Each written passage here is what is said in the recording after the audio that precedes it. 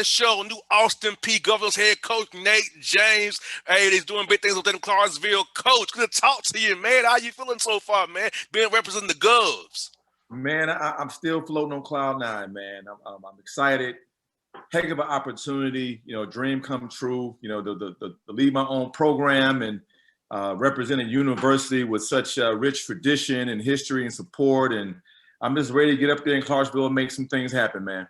I hear that, Coach. What did it mean to you, man, for Austin P and the administration to say, hey, Coach Nate James, I want you to be the head coach here, lead our program going forward. Because Matt did a great job the time he was there, left you a good foundation. So you're not walking into something that's going to be a total rebuild job, but Matt's a good culture. That tells us about walking somewhere where it's already been set for you. Now you just kind of put your twist on it now and make it your thing going forward. Well, it's a team, one, the university, the history, like I talked about, man. I was joking with Gerald. My first really real experience with Austin P came when I was in college. I worked at the Nike camp, so all the college guys will play and work out in front of pro guys after the camp was over. And it was just guy, man, he was just killing everybody. I mean, locking us up, going to work on us. And there was an old head coach in there was like, y'all letting that Austin P boy kill y'all. Look at Austin P killing y'all. And I'm like, Austin P, what in the? And it was Trent. Trent when the house, man, he was doing his thing. And from that point on, I was like, okay, it's good players everywhere, man. So the tradition is there, the history. I'm just excited to put my stamp on it, like you said, and get it back to the glory days, man. It's all about, building your group up, building, mentoring young men on and off the floor. But obviously we all want to win games, win championships, and get to the tournament. And I just want to do my part to help do that, man. And Coach, tell us about this, man, having an alignment with the president, the AD, and yourself, having the same vision and mission for this program, because when you don't have that alignment, it can cause trouble fast. Talk about when you're going somewhere where the alignment, the vision is set between the president on down for you all to be successful and with that governance program here going forward.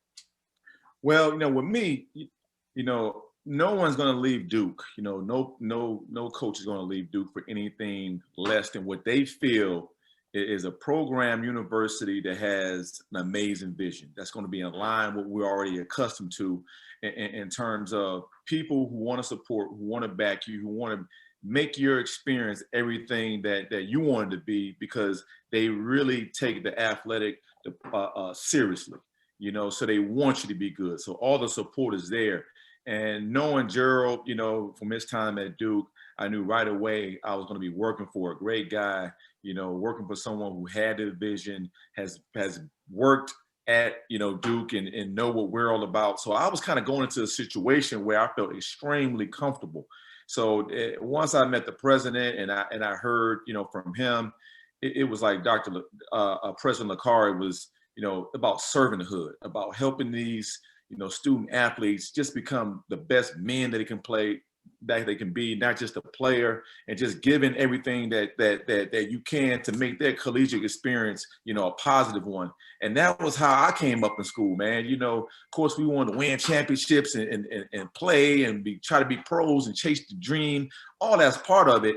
But at the end of the day, every coach that impacted my life, man, they wanted me to be a great man. They cared about me and they wanted to serve me and help me flourish. And that's what this university is all about. And I'm just excited to get with them and, like I said, do some special things, my man. And Coach, tell me this, man, when you decided you want to be a head coach and getting this bit professional? I know for me, my dad was a coach, man, but I knew I wanted to talk about it, be a sports dude. I didn't want to be like a coach. I done playing. I didn't want to coach because coach, if you do it wrong, if you run the wrong route, I'm gonna curse you out. It's probably not good to be a coach that way. So I'm gonna curse you. Run the wrong route, I'm gonna curse you out. So I can't be. I say not enough for me. So let me go on and talking about the sport and the games. Tell me about when you thought you were gonna be a coach and preparing yourself to be a head coach. Once you got to say, I'm gonna be a coach. I'm gonna get started here at Duke and work my way up the ladder with Coach K here. Well, for me, it started at a very, very young age, man. I played for the legendary Coach Stu Vetter in the Maryland, D.C. area, and we used to work his camps. You work all summer long, he give you $100 on a pair of Nikes, and it was like, all right, Coach, man, really gonna do me like this? But when I was there working with those kids, it was like, man, I really I really like this, man. I really like working with kids. I really like trying to teach the game. And you know, at the time, you know, I ain't know what the heck I was doing, but I just enjoy, you know, just giving back and just being in that environment, you know. So as I really became the player, learning from some of the best basketball minds, the high school level. You know, my high school coach, you know, his last great player was like Kevin Durant. You know, so he's had so many players that played in this over probably 70, 80, you know, high division one players, you know, multiple pros. So that helped me understand like, hey, teach the game, you know, you learning it and you're playing at a high level. And I just had that desire to do it. Then I went to Duke, obviously had my career there. And, you know, Coach K knew at very on that since I was a leader, you know, I was all about the team. I did as a player, I would do anything to help my teammates. So he saw that in me. So already having the passion to do it, having the GOAT, Coach K, you know, kind of see that in me. He was like, look, man, when you're done chasing the dream, you know, done playing to bounce around overseas and whatnot, you know, he said, look, come back. And, you know, he stayed true to his word. You know, he wanted me to be a part of it. And the rest is history, man. But it started at a young age, man, 13, 14 years old, you know, working my high school coaches camp. I hear that, coach. Like you said, man, like building a program. You got brilliant program 101 from Coach K. Because Duke has been sustaining for years, I had on my other Duke brother, Coach Blakeney, yesterday from Howard. He's a Okay. funny dude. Kenny Yeah, funny, man. man. Yeah, that's my guy. Yeah, so all you guys, Coach Amaker up there at Harvard. And so it's like all you guys, man, got this from Coach K, how to build a program, even Coach Capel as well. So like, talk about how he showed you all when you work for him, how to build a program the right way. Well, it's just the consistency, man. You know, it's the daily disciplines and amazing will to prepare to win. You know, it's nothing is too small. You know, it's all about the details. And you know, people think, you know, championship the end game. Like, no, what you do on the daily is really going to affect what type of success you have. You know, whether it be on the floor or off the floor. I mean, Oh that's yeah. just how life works. You know, so watching Coach K, you know, each and every day, you know, just you know, he's an animal, man. He's just like a machine when it comes to, you know, doing everything necessary to maximize, you know, his players, you know. And it's like no days off. He's always on, he's always ready. And, you know, when you watching him, you're blown away. And I remember that when I first joined the staff, I didn't think Coach slept. I was like, Coach, I mean, what's like, when do you sleep, man?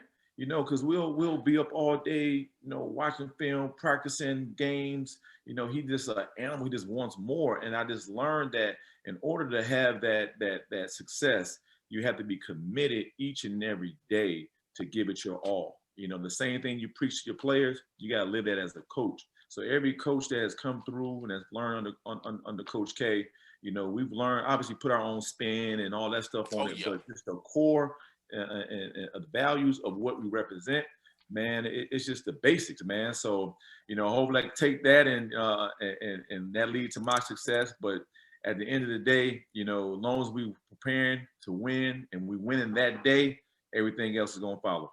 Now, coach, that's what I was about the overseas league coach. I've been around for years, coach. I was a ball boy at the overseas tournament as a wee below coach, but as a ball boy when they was doing it this auditorium in Nashville, man. So the league has changed so much, but the quality's got so much better. They got tough teams like Murray State. You got Belmont's always tough. Austin P was tough. Morehead State went to a tournament this year. So talk Right. about the league as you see from far that joined the league. How tough it is from top to bottom now.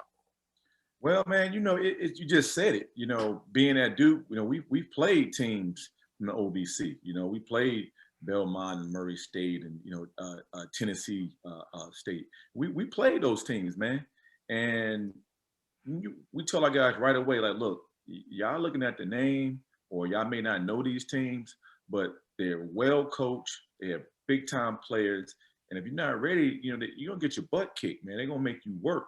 So I've already kind of, you know, from afar, um, knew the potential in the league, and I want to be a part of something. You know, like once you leave, like I said, once you leave Duke, you know, you want to go somewhere where one amazing conference, you know, your recruits are got to be excited to be a part of it. You know, we've had pros come out of the OBC now. and I'm excited to have my next pro come out of OBC and do some big things, man. But always have respect for the coaches and for the players of the OBC, and I'm just glad to finally get there and put my stamp on it. And coach, how's it been recruiting guys on your roster right now? Because I know some guys can come back if they want to come back with a new rule next for this year for COVID. So how's that been meeting your new guys and they knowing that you're their guy now? They don't have to worry about you being funny acting, that you came to coach these young men. Because when guys coaching change happens, dudes be like, I don't know about this guy. So how's that been so far? Well, I had a chance to have a Zoom meeting before I actually got on campus, and then so that was really really good. You hear about a name, you don't know them. I'm sure they probably looked me up, Google me, went to my social media pages and do all the things you can do to try to get somewhat of an idea about who's going to be their coach. So finally getting a chance to meet them, I got the feeling that there was really a lot of excitement. You're always excited when something's fresh and new. Oh, so, yeah. I think they're really anticipating to work with me. I told them, look, I'm all about player development. I want all of you to get better and enjoy your experience. There's going to be a lot of hard work. You can't get past that. So you're going to work hard. You're going to be tough, and we're going to be together. That's what I talked to them about.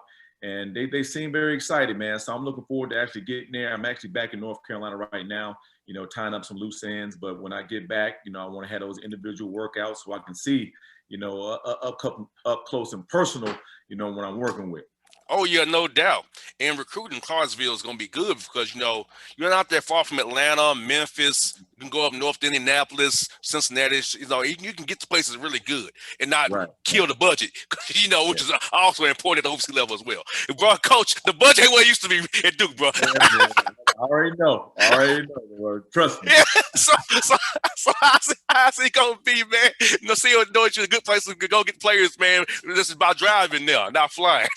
hey, I tell you, this may be probably one benefits of COVID. So with all the recruiting, it's been cut back. So unless they've changed the rules on when you can get out and see kids, it'd be pretty much through what we're doing right now, watching film, doing some Zoom calls and connecting that way and leaning on, all my connections and all the people who want to support me, see me do well, throw me some good players. So right now, I don't have to worry too much about the budget, but if we are out on that road, hey, I don't mind a road trip, man. Let's get it in as long as I get my guy. Come to Atlanta, man. There's a bunch of them in Atlanta for you, coach. I already know. Trust me. It's a bunch of them. Brothers, hey, go play for my man, Coach James. Go play for that brother. ATL ballers. I'm telling you, it's not that far from home. Out 24-75, you back home, player. It's not that far away. Yes, sir. Hey, last word for you, coach, this, man. The versus battle. Who did you have, man? Earth, Wind, and Fire, the Islands. Who did you have Sunday, man? Oh, man, I got to go Earth, Wind, and Fire, man. Earth, Wind, and Fire. Okay. I take that back. When Isley, man, they still sound good, man. Yes. They still sound good. I take that back. My man, he's still smooth, man. A little gray now, you know what I'm saying? But just he's gonna be 80 years old, coach. 80. I'm going to Isley's. I'm with you, bro. I'm with you. Bro, I'm like, then he went from this Twist and Shout to Mr. Biggs. I'm like, man. Yeah. I'm 34, so I'm 34. So I'm like, man, I done heard all kinds of songs. This brother. And then I learned about it more when we went through I don't say his name, but you know what I'm talking about. He told me more about it. So I'm like, okay. But I'm gonna tell you, Summer Breeze is a slick, good, great song because that intro Summer Breeze with the guitar, Ernie Osley, world coach. Absolutely. Sick. Absolutely. It is sick. Well, coach, man, thank you for your time today, brother. It was fun to catch up with you, man. Hope to seeing you in person real soon, whether in Nashville and Atlanta. I'm gonna come see you at the office, man. I know right where you're in Dunn. I know everybody in Dunn. I know right where you are. All right, man. I'm gonna hold you to it. No doubt, coach. Appreciate your time, brother. All right, man.